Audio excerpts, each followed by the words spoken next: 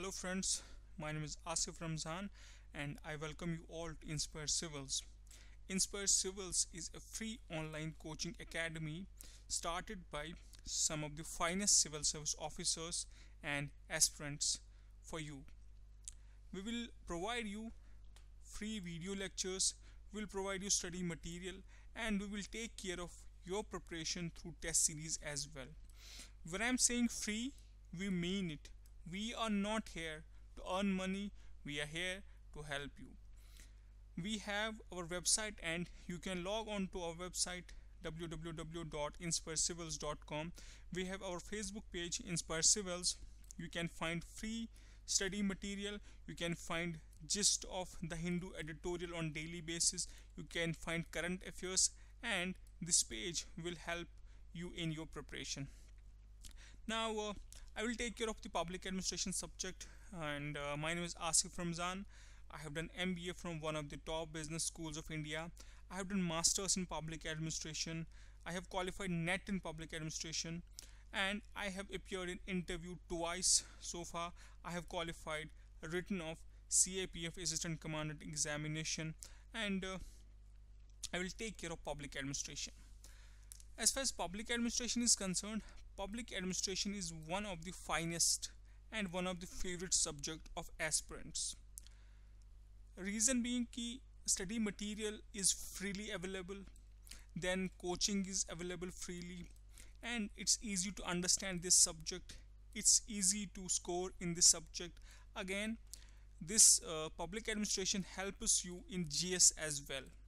There are many reasons. Last time there were certain candidates who complained that they are not able to understand English properly. Now I will use English, Hindi, Urdu. My motto is to make you understand concepts. My motto is not to impress you. So I'll use Hindi, Urdu, English just to make you guys comfortable and take care of your preparation. Okay, coming to the public administration की बात करें तो देखिए, as far as writing practice is concern बहुत important है. ठीक है जी. राइटिंग प्रैक्टिस आपने डेली कुछ ना कुछ लिखना है. If you are reading newspaper, you can write anything. You have any quote, you can just comment on that, or any leader, any politician has said anything, you can comment on that, or whatever you like, but you have to write every day. And writing practice is very important, be it GS or be it your public administration subject or any other subject. Writing practice will definitely help you. Then when we are talking about the public administration, you have to read the standard books. Okay, don't depend on the study material of the coaching centers too much.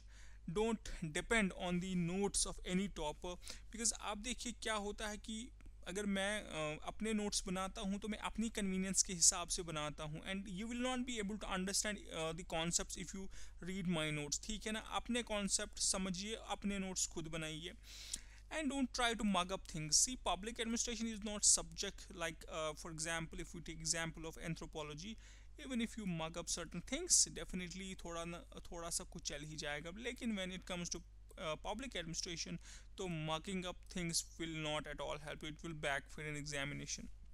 ठीक है. और एक चीज़ देखिए, current affairs आप पढ़ते हैं रोज़, तो you have that extra material. ठीक है ना. उस एक्स्ट्रा मटीरियल का बेनिफिट आपको पब्लिक एडमिनिस्ट्रेशन में ज़रूर मिलता है. You can add the things that you have studied और learn in current affairs. You can add whatever you have read in current affairs, and you can score well while you are writing answers in the mains. Then again, don't read too many books. I have seen candidates, they waste 5 days 10 days understanding a simple concept. वो क्या करते हैं, एक concept पहले एक book से पढ़ेंगे, फिर दूसरी बुक से पढ़ेंगे, so they waste their time. ऐसा नहीं करना है. सिंपली कॉन्सेप्ट समझना है, डेप्थ तक जाना है, उस पर राइटिंग प्रैक्टिस करनी है. अगर करंट अफेयर्स में उस टॉपिक के रिलेटेड, उस कॉन्सेप्ट के रिलेटेड कुछ मिलता है, उसको ऐड करना है. That's all. Don't unnecessarily waste your time. Then you have to take care of this thing. There are certain concepts that we learn in paper 1, and then you can apply them in paper 2. You can learn the concepts in paper 1, and those concepts can be applied in paper 2. That I'll tell you, that's my job. Okay, now coming to the books, see Fadia and Fadia, Mohit Bhattacharya, Avasthi and Maheshwari, uh, Prasad and Prasad, then Ignu Material, Aurora and Goyal. Okay, थोड़ा सा बात करते हैं इन books की. देखिए Fadia and one more book important thing, Laxmikanth. देखिए लक्ष्मीकांत एक चीज़ है लक्ष्मीकांत के साथ कि जैसे आपको पता है नाम ही काफ़ी है लक्ष्मीकांत का. लक्ष्मीकांत की जो बुक है इसमें एक इम्पॉर्टेंट चीज़ मैं बताऊं आपको, that if you want to understand concept straight way heart तक जाएगा ये कॉन्सेप्ट के. ये बुक जो है ये स्ट्रेट वे, अगर आपने कोई भी चीज़ समझना है चाहे वो NPA हो या कोई भी चीज़ इसमें पब्लिक एडमिनिस्ट्रेशन में समझनी हो, ये आपको 2 मिनट में झट से कॉन्सेप्ट समझा देगा. इस बुक से आपको कॉन्सेप्ट समझ आएगा. लेकिन ये बुक मेंस में आपकी नैया पार नहीं करा सकती. उसके लिए आपके पास कंटेंट चाहिए. ठीक है जी, कंटेंट आपको मिलेगा एक तो करंट अफेयर्स से, और ये जो बुक है इससे आपको काफ़ी ज़्यादा कंटेंट मिलेगा. ठीक है, लेकिन इस बुक की सबसे बड़ी प्रॉब्लम ये है कि ये घुमा फिरा के कॉन्सेप्ट को समझाते हैं, स्ट्रेट वे ये कॉन्सेप्ट को नहीं समझाते. ठीक है, इससे आप अपना कंटेंट ऐड करिए, यहाँ से कॉन्सेप्ट समझिए. ठीक है, then we have Awasthi and Maheshwari, again बहुत अच्छी बुक है, कॉन्सेप्ट्स भी हैं कंटेंट भी हैं, दोनों चीज़ें हैं. देन एडमिनिस्ट्रेटिव थिंकर्स पे प्रसाद एंड प्रसाद. देखिए एडमिनिस्ट्रेटिव थिंकर्स पे यहाँ प्रसाद एंड प्रसाद से ज़्यादा कुछ नहीं पढ़ना है, बस इस पे फोकस करिए आप. Then IGNOU material. ठीक है जी, इग्नू मटेरियल आपकी हेल्प करेगा अगर आपके कॉन्सेप्ट्स क्लियर नहीं हो रहे हैं, समझ नहीं हो रहे हैं. There is absolutely no need to buy this material, I will upload it on my website. Then Arora and Goyal, ये इंपॉर्टेंट है आपका जो पेपर 2 है वहाँ के लिए. देखिए अपार्ट फ्रॉम दीज बुक्स कुछ एडमिनिस्ट्रेटिव रिफॉर्म कमीशंस के रिपोर्ट्स हैं, कुछ जर्नल्स हैं, बहुत सारी चीज़ें और भी हैं. आपने क्या करना है मैं आपको उसका जिस्ट दूंगा. ठीक है, all reports will be uploaded on my website इंशाल्लाह वेरी सून. वो उसका चीज़ आपने उसकी टेंशन नहीं लेनी है. ठीक है, इसमें again I share important things कि क्या लिखना है, कहाँ से निकालना है. आप एडमिनिस्ट्रेटिव रिफॉर्म्स की जो कमीशंस की जो रिपोर्ट्स होते हैं उनसे इंफॉर्मेशन लेके मैं सब कुछ अवेलेबल रखूँगा, you need not to worry. ठीक है, now coming to the methodology, very important thing. पहले मैं आपको ये बताऊं कि देखिए यहाँ पे मैंने देखा वाइल रिकॉर्डिंग थिंग्स एक चीज़ हो जाती है कि स्लिप ऑफ टंग हो जाती है. जैसे मैं यहाँ मेथोडोलॉजी पढ़ूंगा, मैं मेथोडोलॉजी देखूंगा लेकिन मैं मीनिंग अब मेरे मुंह से निकल जाएगा. तो जहाँ पे ये स्लिप ऑफ टंग होती है मैं क्या करूँगा, मैं अपनी वेबसाइट पे अपलोड करूँगा कि स्लिप ऑफ टंग कहाँ पे हुआ है. उस चीज़ का अपने फिर से ध्यान टेंशन नहीं लेनी है. लेकिन अगर आपको स्लिप ऑफ टंग होने के बावजूद भी आपको खुद ही समझ आता है कि व्हाट आई एक्चुअली मेंट, तो फिर आपको वेबसाइट पे जाने की ज़रूरत नहीं है. लेकिन अगर कुछ ऐसा कन्फ्यूजन है तो I will take care of that. मैं आपको क्लियरली बताऊंगा कहाँ पे बोलने में गलती हुई है, मैं आपका वहाँ से पूरा क्लियर कर लूँगा कॉन्सेप्ट. ठीक है जी, now coming to the methodology. देखिए I have seen many videos uploaded on internet या YouTube and और भी साइट्स पे. सबसे बड़ी प्रॉब्लम ये है कि वहाँ उन्होंने क्या किया है, उन्होंने डेफिनेशन उठाई है बुक से, वही डेफिनेशन आपको कॉपी करके सुनाते हैं. I think that's of no use, उससे कुछ नहीं होने वाला. डेफिनेशन मैं खुद भी पढ़ सकता हूँ, डेफिनेशन आप भी खुद पढ़ सकते हैं, तो that's of no use. Okay, now see मैं क्या करूँगा, मेरा फोकस होगा आपके कॉन्सेप्ट बनाना एंड आपकी फाउंडेशन बनाना. ठीक है ना, ये मेरा जॉब है. लेकिन अपार्ट फ्रॉम दैट आपने क्या करना है, अपने राइटिंग प्रैक्टिस रोज़ करनी है. राइटिंग प्रैक्टिस के अलावा आपने और राइटिंग प्रैक्टिस जब भी आप कंप्लीट करेंगे उसके बाद आपने अपनी वोकैबलरी का ध्यान रखना है. वोकैबलरी कैसे बढ़ेगी, जब आप लिखेंगे, राइटिंग प्रैक्टिस करेंगे, अपने जो न्यूज़पेपर्स हैं उनको अच्छे से पढ़ेंगे, एडिटोरियल्स अच्छे से पढ़ेंगे. Trust me, public administration difficult नहीं है, बस कुछ कॉन्सेप्ट्स हैं जो थोड़े डिफिकल्ट हैं एंड आई विल इंशाल्लाह make things very clear to you. घबराने की कोई ज़रूरत नहीं है. ठीक है जी, अब बस रिलैक्स हो जाइए, टेंशन नहीं लीजिए एंड ट्रस्ट मी, मैं आपके कॉन्सेप्ट्स बहुत क्लियर करूँगा, मैं कोशिश करूँगा, I will give my best. ठीक है जी, अभी देखिए हम आते हैं मीनिंग ऑफ पब्लिक एडमिनिस्ट्रेशन पे. हमारा जो सिलेबस है उसमें है meaning, significance and scope of public administration. देखिए हम पहले समझते हैं मीनिंग क्या है पब्लिक एडमिनिस्ट्रेशन की. ठीक है, एक तो देखिए हम ऐसे समझते हैं कि जो पहले हिस्ट्री ऑफ मैन अगर हम देखें, जो एंशियंट टाइम में इंसान रहता था, जैसे थर्ड या फोर्थ क्लास स्टैंडर्ड की बुक्स में ऐसे होता था समवट। अब वो जब वो इंसान था वो यहाँ से वहाँ घूमता था, ही वॉज वैंडरर, और वो उसके लिए घूमता था फूड के लिए और शेल्टर के लिए। वो बस दो चीज़ों के लिए भागा दौड़ी करता था, फूड एंड शेल्टर, ठीक है ना। लेकिन अब ऐसे जो रोज़ रोज़ घूमता था तो बहुत प्रॉब्लम्स होती थी, अकेलापन हो जाता था, या दो चार लोग घूम रहे होते थे तो एनिमल्स का डर लगता था, और भी बहुत सारी प्रॉब्लम्स थी। अब क्या किया कि gradually people started to live together, ठीक है जी। अब उन्होंने सोचा कि चलो इकट्ठे रहना शुरू कर देते हैं। ये मैं आपको एक हाइपोथेटिकल सी एग्जांपल से समझा रहा हूँ, ठीक है जी। तो वो आने लगे, कुछ गाँव में आने लगे। अब ऐसे ही मान लीजिए कि एक विलेज है, XYZ विलेज है। विलेज तो नहीं, अब क्या किया, जो पुराने लोग जो पहले घूम रहे थे उन्होंने सोचा हम जाते हैं एक जगह पे, वहाँ पे हम XYZ विलेज बनाते हैं, ठीक है। मान लीजिए कि 500 लोग आ गए यहाँ पे रहने के लिए, ठीक है जी।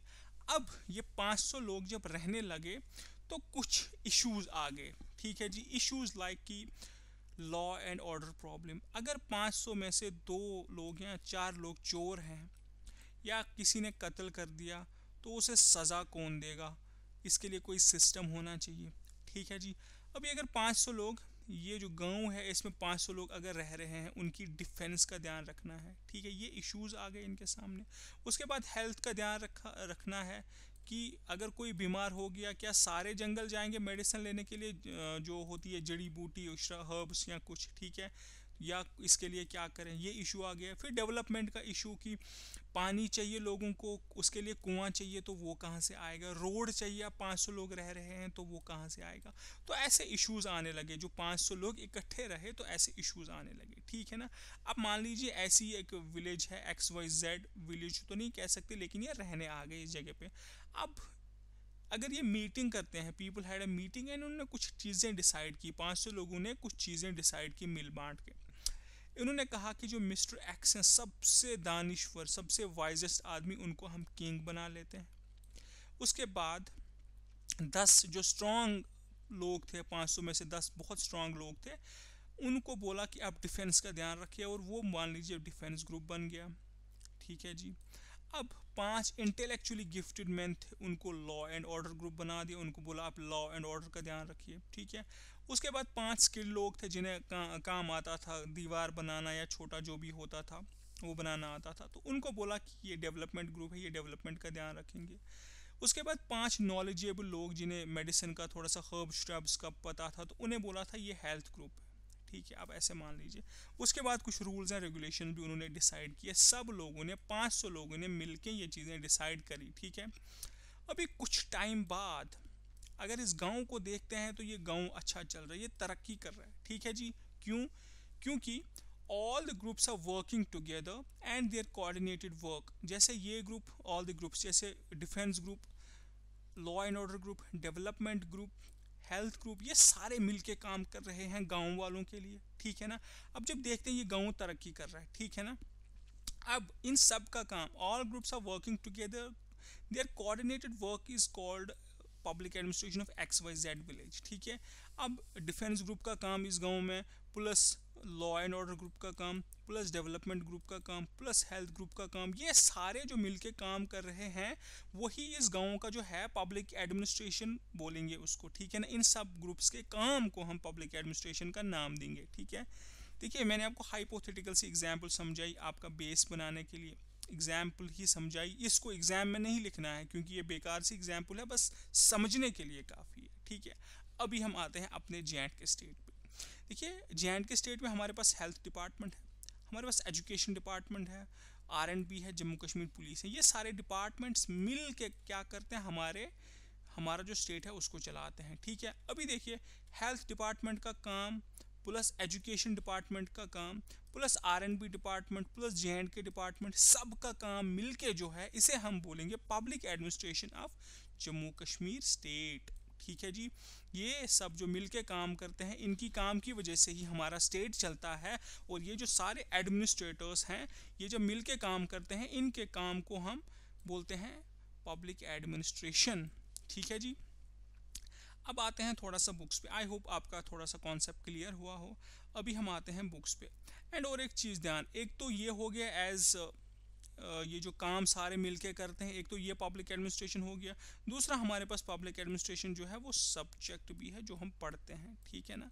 अब थोड़ा बुक्स की डेफिनेशन पे हम जाते हैं। देखिए पब्लिक एडमिनिस्ट्रेशन में वर्ड है एडमिनिस्ट्रेशन, जो निकला है एडमिनिस्टर, ठीक है जी। अब एडमिनिस्टर की मीनिंग है टू सर्व, टू केयर और टू मैनेज, ठीक है जी। देखिए जैसे हेल्थ डिपार्टमेंट हमें सर्विस प्रोवाइड करता है, हॉस्पिटल में मेडिसिन होती है, डॉक्टर साहब जो हैं वो चेकअप करते हैं तो वो सर्विस प्रोवाइड करते हैं हमें। एजुकेशन डिपार्टमेंट हमें सर्विस प्रोवाइड करता है, ठीक है।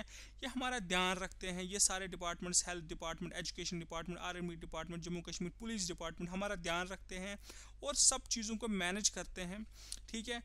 सिंपली अगर मान लें कि लोगों का ध्यान रखना, उसे हम पब्लिक एडमिनिस्ट्रेशन कहते हैं, simply looking after the people, क्योंकि ये सारे डिपार्टमेंट्स मिलके क्या काम करते हैं, हमारी देखभाल करते हैं, तो इसे कहते हैं पब्लिक एडमिनिस्ट्रेशन। इन सब डिपार्टमेंट्स के काम को कहते हैं पब्लिक एडमिनिस्ट्रेशन। आप थोड़ा और आगे समझने की कोशिश करते हैं। देखिए public administration is defined as an organisation and management of human and material resources to fulfill objectives laid by the government, ठीक है जी, objectives laid by the government। अब ये डेफिनेशन मैं आपको ऐसे समझाता हूँ। For example the great Shah Faisal साहब वो कहते हैं कि जो 10th क्लास के रिजल्ट्स हैं वो हमें 100% करने हैं, कोई फेल नहीं होना चाहिए। मतलब ये एक ऑब्जेक्टिव बन गया कि रिजल्ट को जी 100% करना है, ठीक है। अब पब्लिक एडमिनिस्ट्रेशन क्या है कि एक तो organisation and management of human and material resources, एक तो ये ऑब्जेक्टिव जो है आपका 100% अचीव करने का, इसके लिए आपको ह्यूमन चाहिए, ह्यूमन रिसोर्सेज चाहिए, जैसे आपको टीचर्स चाहिए या एडमिनिस्ट्रेटर्स चाहिए, एग्जामिनर्स चाहिए, ठीक है जी। उसके बाद आपको मटेरियल रिसोर्सेज चाहिए, आपको बुक्स चाहिए, आपको पैसा चाहिए, ठीक है। इनको अच्छे से मैनेज करना, एक तो ह्यूमन रिसोर्सेज को, एक तो मटेरियल्स को अच्छे से मैनेज करेंगे ताकि जो हमारा ऑब्जेक्टिव है वो फुलफिल हो जाए। जो हमारा 100% टारगेट है 10th का रिजल्ट करना, वो ऑब्जेक्टिव है, वो इन चीज़ों से फुलफिल हो जाए। आई होप ये डेफिनेशन भी क्लियर हुई हो, ठीक है। सिंपल सी बात है, public administration is defined as organisation and management of human resources और मटेरियल रिसोर्सेज को अच्छे से मैनेज करना, ऑर्गेनाइज करना ताकि ऑब्जेक्टिव जो है गवर्नमेंट का वो फुलफिल हो जाए, ठीक है। देखिए एज अ प्रैक्टिस अगर देखा जाए, ठीक है, एज अ प्रैक्टिस अगर करें पब्लिक एडमिनिस्ट्रेशन की बात, तो वो बहुत पुराना प्रैक्टिस है। जब से 4-5 लोगों ने इकट्ठे रहना शुरू कर दिया तब से छोटी मोटी फॉर्म में पब्लिक एडमिनिस्ट्रेशन वहाँ एग्जिस्ट करती थी। लेकिन एज ए डिसिप्लिन अगर देखें, जैसे हम PhD करते हैं, हम मास्टर्स करते हैं पब्लिक एडमिनिस्ट्रेशन में, तो वो बिल्कुल नया है, ठीक है, और फ्रेश सब्जेक्ट है, ठीक है। अब थोड़ा और बात करते हैं, थोड़ा और क्लियर करते हैं कि पब्लिक एडमिनिस्ट्रेशन इज क्या है। पहला वाला कोऑपरेटिव एफर्ट, ठीक है, सबका कोऑपरेशन, जैसे हेल्थ डिपार्टमेंट का, उसके बाद पुलिस का, उसके बाद R&B, उसके बाद एजुकेशन, इन सब का कोऑपरेटिव एफर्ट है, ठीक है जी। Covers all 3 branch of the government and their inter relationship. अभी ये जो चीज़ है ये डिबेटेबल है। अभी अब ऐसे समझिए, जुडिशरी जो भी ब्रांच है गवर्नमेंट की, जुडिशरी, एग्जीक्यूटिव, लेजिस्लेचर, इन सब का काम, ठीक है, और इनकी रिलेशन आपस में। As a field of study भी है, जो मैंने आपको बोला था सब्जेक्ट, एज ए सब्जेक्ट भी हम पब्लिक एडमिनिस्ट्रेशन को पढ़ते हैं, ठीक है। Provide service functions to people perform to attain good life, ठीक है जी। मतलब कि ये जो सारे डिपार्टमेंट्स हैं ये जब आपको सर्विस प्रोवाइड करेंगे, एजुकेशन डिपार्टमेंट आपको सर्विस प्रोवाइड करेगा, आपको R&B, पुलिस, सारे डिपार्टमेंट सर्विस प्रोवाइड करेंगे, तब आपकी गुड लाइफ बनेगी। क्योंकि गुड लाइफ के लिए ज़रूरी है हेल्थ अच्छी हो, उसके बाद एजुकेशन अच्छी हो, ठीक है। ये सारी चीज़ें जब आपको प्रोवाइड करेंगे तो वो आता है, it comes under the public administration, ठीक है जी। आई होप अभी तक क्लियर कॉन्सेप्ट हुआ हो पब्लिक एडमिनिस्ट्रेशन क्या है। थोड़ा सा इसको पॉज कीजिए वीडियो को, थोड़ा सा सोचिए इस पे, बहुत इजी कॉन्सेप्ट है और आगे जो कॉन्सेप्ट है वो और क्लियर होता जाएगा, ठीक है जी। अभी देखिए 18th सेंचुरी में क्या हुआ, जर्मन जो स्कॉलर्स थे उनका इंटरेस्ट डेवलप हो गया पब्लिक एडमिनिस्ट्रेशन में, ठीक है, लेकिन उन्होंने बहुत ज़्यादा काम नहीं किया इस पे, ठीक है। अब काम किन्होंने किया, 2 great systems of public administration developed in west, ठीक है। वेस्ट में दो बहुत ही इंपॉर्टेंट सिस्टम्स डेवलप हो गए। पहला एंग्लो अमेरिकन, ठीक है जी, अमेरिकन आपको पता है क्या होता है अमेरिकन, और एंग्लो मीन्स इंग्लैंड वाला, ठीक है, इंग्लिश का। तो 2 सिस्टम्स वेस्ट में आगे जो बहुत ही डेवलप्ड थे, एक तो Anglo American England plus America का, इसमें डीप रूटेड जो था on self government, wide citizenship participation, मतलब इसमें वोटिंग राइट्स की बात थी, इसमें डेमोक्रेसी की बात थी, इसमें सिटीजनशिप राइट्स के बात थे, ठीक है। एक तो ये सिस्टम। दूसरा फ्रांस में हो गया नेपोलियन का। नेपोलियन तो आप सबको पता है वो कैसे हुकूमत करते थे, ठीक है। इसमें था कॉन्सेंट्रेशन ऑफ पावर, मतलब वही ऑटोक्रेसी की मैं किंग हूँ, मैं जो चाहूँ वही करूँगा, मुझे कोई पूछने वाला नहीं, जो मेरी मर्जी है मैं वो करूँगा, ठीक है। ये थोड़ा सा ऑटोक्रेटिक सा था, और ये जो वाला एंग्लो अमेरिकन था ये डेमोक्रेटिक सा था, ठीक है जी। दो ग्रेट सिस्टम्स डेवलप हो गए, एक तो एंग्लो अमेरिकन और फ्रांस में नेपोलियन का, ठीक है। आगे हमें और पढ़ना है, आप टेंशन नहीं लीजिए। पहला, अब डेफिनेशन की अगर बात करें पब्लिक एडमिनिस्ट्रेशन की, let me tell you one thing and you need to remember it for ever, कि पब्लिक एडमिनिस्ट्रेशन की कोई भी परफेक्ट डेफिनेशन आज तक नहीं है, ठीक है ना। कोई भी परफेक्ट डेफिनेशन नहीं है, सारे अपने हिसाब से तुक्के मारते हैं। अभी देखिए, जो मैंने आपको बोला था ऊपर, ब्रॉड एंड नैरो कॉन्सेप्ट आया था। देखिए, कुछ लोग बोलते हैं ब्रॉड डेफिनेशन पब्लिक एडमिनिस्ट्रेशन की, कुछ लोग बोलते हैं नैरो डेफिनेशन पब्लिक एडमिनिस्ट्रेशन की, ठीक है। अभी देखिए, ब्रॉड डेफिनेशन क्या होता है। ब्रॉड डेफिनेशन मतलब जो भी गवर्नमेंट के तीनों ब्रांच हैं, 3 ब्रांच ऑफ गवर्नमेंट, ये एलडी वाइट थे, आईडी वाइट नहीं, एलडी वाइट। इन्होंने कहा जुडिशरी, एग्जीक्यूटिव, लेजिस्लेचर, ये सारा कुछ आता है पब्लिक एडमिनिस्ट्रेशन में, ठीक है ना। ये एक क्या है, ब्रॉड डेफिनेशन आती है, ब्रॉड व्यू है। उसके बाद नैरो डेफिनेशन। नैरो डेफिनेशन वाले जो लोग हैं, जो नैरो डेफिनेशन कहते हैं, वो कहते हैं ओनली एग्जीक्यूटिव, जो किंग है उसका कैबिनेट वैबिनेट, वही बस एडमिनिस्ट्रेशन, वही बस पब्लिक एडमिनिस्ट्रेशन में आता है और कुछ नहीं, ठीक है। अभी इंडिया में हम नैरो डेफिनेशन को एक्सेप्ट नहीं कर सकते, बिकॉज वी नो हमारा जुडिशरी, हमारा एग्जीक्यूटिव और हमारा जो लेजिस्लेचर है, उनमें काफ़ी ज़्यादा इंटरडिपेंडेंस है, वो एक दूसरे के साथ जुड़े हुए हैं, ठीक है सर। अभी आते हैं अभी ये वाला टॉपिक तो आई थिंक मीनिंग आपने समझ ली होगी। अभी आते हैं हम सिग्निफिकेंस पे। देखिए, सिग्निफिकेंस की मीनिंग पहले समझिए। सिग्निफिकेंस मीन्स इम्पोर्टेंस, ठीक है। अभी इम्पोर्टेंस क्या है पब्लिक एडमिनिस्ट्रेशन की, ठीक है जी। सिंपल सा कॉन्सेप्ट है समझने के लिए। देखिए, उसी XYZ एग्जाम वाई की XYZ विलेज की एग्जाम्पल लेते हैं। अब मैंने आपको बोला था वहाँ डिफेंस ग्रुप है, वहाँ हेल्थ ग्रुप है, वहाँ और भी सारे ग्रुप्स हैं, डिफेंस ग्रुप, हेल्थ ग्रुप मैंने बोला था, डेवलपमेंट ग्रुप बोला था। अब मान लीजिए डिफेंस ग्रुप ने काम छोड़ा, हेल्थ ग्रुप ने काम छोड़ा, अब बाकी जो एजुकेशन ग्रुप था, डेवलपमेंट ग्रुप था सॉरी, उसने भी काम छोड़ दिया। अब क्या होगा, देखिए सब ने जब काम छोड़ दिया, गाँव में ना तो डेवलपमेंट होगी, ना तो किसी के लिए कोई दवाई होगी, ना तो कोई रोड बनेगा, ना कोई पुल बनेगा, ना डिफेंस देखी जाएगी, मतलब एक एनार्की आ जाएगी, लोग परेशान हो जाएंगे, ठीक है।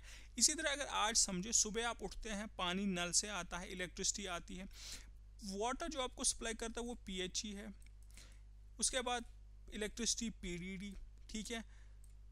अब मान लीजिए ये सारे डिपार्टमेंट्स ने भी काम छोड़ दिया, मान लीजिए ये एडमिनिस्ट्रेशन जो है ये बंद हो गई है, इन्होंने काम करना छोड़ दिया, तो हमारी लाइफ तो ख़राब हो जाएगी, ठीक है। मेरे कहने का मतलब ये है कि जो पब्लिक एडमिनिस्ट्रेशन है वो हमारे लिए बहुत ज़रूरी है, क्योंकि पब्लिक एडमिनिस्ट्रेशन से ही हमारे की वजह से ही हमारे घर में पानी आता है, बिजली आती है, हमारी एजुकेशन चलती है, हमारा हेल्थ चलता है, हमारा ट्रांसपोर्ट चलता है। अगर ये सब चीज़ें बंद होगी, अगर पब्लिक एडमिनिस्ट्रेशन बंद होगी तो ये सारी चीज़ें बंद हो जाएंगी, ठीक है सर। अभी और एक चीज़ जो सिग्निफिकेंस है, हमें इसे डिटेल में डिस्कस करना है, लेकिन सिग्निफिकेंस को समझाने से पहले वेलफेयर स्टेट में आपको समझाता हूँ। ठीक है, वेलफेयर स्टेट एंड लेजिस्फेयर स्टेट, ठीक है। लेजिस्फेयर स्टेट में क्या होता था, जैसे पहले होता था, किंग होता था, वो क्या करता था, किंग बस एक तो टैक्स करता था कलेक्ट, और थोड़ा वो देखता था डिफेंस का, लॉ एंड ऑर्डर का, इसके सिवा उसे कोई टेंशन नहीं होती थी। कोई जो उसके देश में जो रह रहा है इंसान, वो खाए पिए, उसके पास खाने के लिए कुछ है, वो मर तो नहीं रहा है, उसके लिए उसके पास मेडिसिन है, किंग को इसकी फिक्र नहीं होती थी। लेकिन इसके बरक्स जो हमारा स्टेट है, आज का state, that is welfare state, मतलब कि गवर्नमेंट चलती है हमारे वेलफेयर के लिए, हमारे लिए हॉस्पिटल बनाए गवर्नमेंट, वही वेलफेयर है, हमारे लिए रोड्स बनाती है, हमारे लिए एजुकेशन के प्रोग्राम्स बनाती है। तो मतलब ये जो आज का स्टेट है ये वेलफेयर स्टेट है, लोगों की वेलफेयर के लिए ही चलता है, ठीक है जी। Welfare state, you have understood, एक ऐसा स्टेट जो लोगों की खुशहाली का ध्यान रखे, लोगों को फैसिलिटीज़ प्रोवाइड करे, ठीक है जी। भी सिग्निफिकेंस अगर हम डिस्कस करें, अलग अलग से कॉन्सेप्ट हैं। देखिए, पब्लिक एडमिनिस्ट्रेशन की significance, public administration as an instrument of governance. ठीक है जी, गवर्नेंस का मतलब क्या होता है, जैसे हमारा अगर स्टेट लेंगे, यहाँ पे गवर्नेंस क्या है, मतलब कि कोई हमारा जो है लॉ एंड ऑर्डर का ध्यान रख रहा है पुलिस, उसके बाद रोड्स बनाना है वो कोई डिपार्टमेंट बनाता है, मतलब हर एक चीज़ जो है उसका कोई सिस्टम है, कोई प्रॉपर उसका तरीका है, तो वो होती है गवर्नेंस। ठीक है, अब मान लीजिए ये ना होता, पब्लिक एडमिनिस्ट्रेशन ना होता, तो कोई पीस नहीं होती, कोई स्टेबिलिटी नहीं होती, कोई पब्लिक ऑर्डर नहीं होता। ठीक है, मतलब कि जो पब्लिक एडमिनिस्ट्रेशन है ये क्या करता है, ये गवर्नेंस इंश्योर करता है, पीस मेंटेन करता है, पब्लिक ऑर्डर मेंटेन करता है, इंश्योर सेफ्टी, हमारी जो प्रॉपर्टी है उसकी सेफ्टी। अब अगर पब्लिक एडमिनिस्ट्रेशन ना होता तो गवर्नेंस ही नहीं होती, एनआरकी हर तरफ से होती, कोई गवर्नेंस जब ना होती, हमारे पास फैसिलिटीज़ नहीं होती, हमारी लाइफ सेफ नहीं होती, हमारे पास मेडिसिन नहीं होती। ठीक है ना, तो मतलब it's an instrument of governance. ठीक है जी, दूसरा concept public administration as an instrument of providing services. देखिए सर्विसेज जैसे मैंने आपको स्टार्ट में बोला था, हेल्थ केयर हमें प्रोवाइड करता है पब्लिक एडमिनिस्ट्रेशन। ठीक है, हमें एजुकेशन प्रोवाइड करता है पब्लिक एडमिनिस्ट्रेशन जो हमारा चलता है, हमें डिजास्टर रिलीफ प्रोवाइड करता है हमारा पब्लिक एडमिनिस्ट्रेशन, तो मतलब ये हमें सर्विसेज भी प्रोवाइड करता है।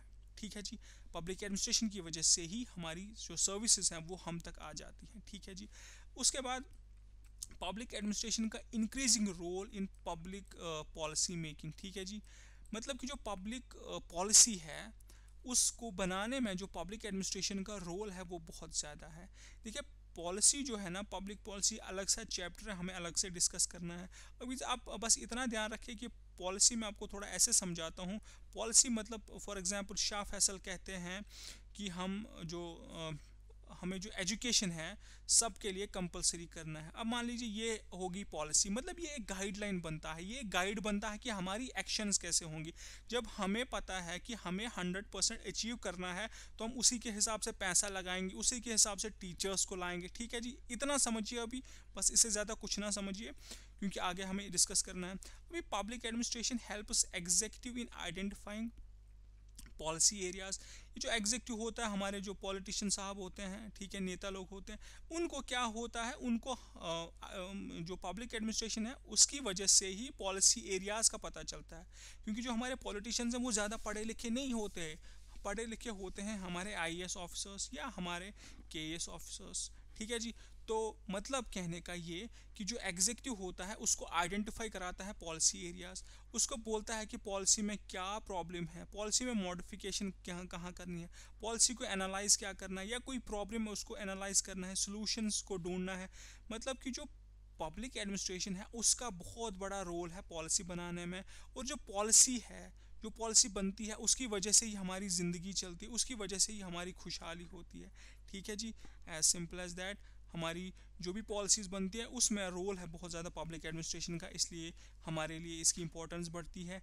Then as an engine of welfare state, जो मैंने आपको बोला था वेलफेयर स्टेट मतलब हमारी जो खुशहाली देखे वो स्टेट। अब अगर वेलफेयर स्टेट का कॉन्सेप्ट तभी है जब पब्लिक एडमिनिस्ट्रेशन है। ठीक है, अगर 10-15 डिपार्टमेंट हैं तभी आपका हेल्थ कोई देख रहा है, कोई आपका जो पानी घर में आ रहा है वो देख रहा है। अगर ये सारे डिपार्टमेंट्स ना होते, मतलब पब्लिक एडमिनिस्ट्रेशन ना होता, तो वेलफेयर तो बात ही नहीं थी, वेलफेयर स्टेट का तो कॉन्सेप्ट ही नहीं होता। ठीक है ना, उसके बाद as an agency of development and progress. देखिए हमारी जो स्टेट है या हमारी जो कंट्री है, ठीक है, उसमें क्या होता है, जो पब्लिक एडमिनिस्ट्रेशन है उसकी वजह से ही जो भी डेवलपमेंट होती है वो पब्लिक एडमिनिस्ट्रेशन की वजह से ही होती है।